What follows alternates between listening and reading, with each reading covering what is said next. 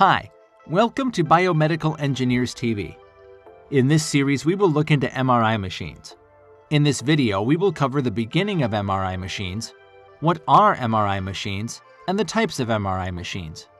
If you like our videos, do subscribe to the channel and give us a thumbs up. Let's begin with the history of MRI machines. A magnetic resonance imaging machine, better known as an MRI, has a long and complicated history beginning in 1945. It all started when Swiss physicist named Felix Bloch conducted an experiment regarding a new method of nuclear induction, a study of nuclear moments in solids, liquids, or gases. It was by pure chance that at this same exact time, the same experiment had been made by Edward Mills Purcell and his collaborators at Harvard University. E. M. Purcell was an Illinois native with a degree in electrical engineering, and together both Purcell and Bloch won the 1952 Nobel Prize for Physics for their published papers on nuclear magnetic resonance, or NMR, which is the science behind the MRI. A year later, Raymond Damadian created the first full-body MRI machine, and the first MRI body exam was operated on a human. It took almost 5 hours to produce one image. In the years following the first MRI machine full-body exam, technology has come a long way. The machine uses magnetic fields to scan the patient and then sends the signals back to be converted into images by a computer. Today, an MRI scan can take anywhere from 10 minutes to over 2 hours, depending on the size of the area being scanned. Let's know about what are MRI machines.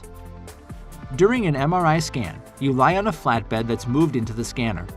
Depending on the part of your body being scanned, you'll be moved into the scanner either head first or feet first.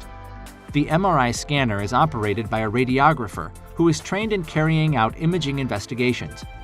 They control the scanner using a computer, which is in a different room to keep it away from the magnetic field generated by the scanner. You'll be able to talk to the radiographer through an intercom, and they'll be able to see you on a television monitor throughout the scan. At certain times during the scanner will make loud tapping noises. A coil might be placed around the part of your body being scanned, such as your head, knee, or abdomen. This coil is really a special radio receiver that improves the picture and is usually contained in hard white plastic. If the coil begins to become uncomfortable during the scan, tell the MRI technologist. This is the electric current in the scanner coils being turned on and off. You'll be given earplugs or headphones to wear. It's very important to keep as still as possible during your MRI scan. The scan lasts 15 to 90 minutes depending on the size of the area being scanned and how many images are taken. Let's see the different types of MRI machines. A magnetic resonance imaging, or MRI machine, is a sophisticated medical imaging and diagnostic device. They create a low-level magnetic field which causes a specific reaction inside the atoms of the body. The atoms inside each type of tissue in the body react in different ways. The computer hooked up to the scanner senses these different reactions and then turns what it senses into a visual representation of internal functioning of the patient's body. In the past, all MRI machines not only worked the same, but also looked the same. Today, though, there are 4 different types of MRI scanners available to patients. The first type of MRI machine is the traditional closed MRI. A closed MRI machine is a large tube that a patient lies in. This style of scanner almost always produces images that are of very high quality.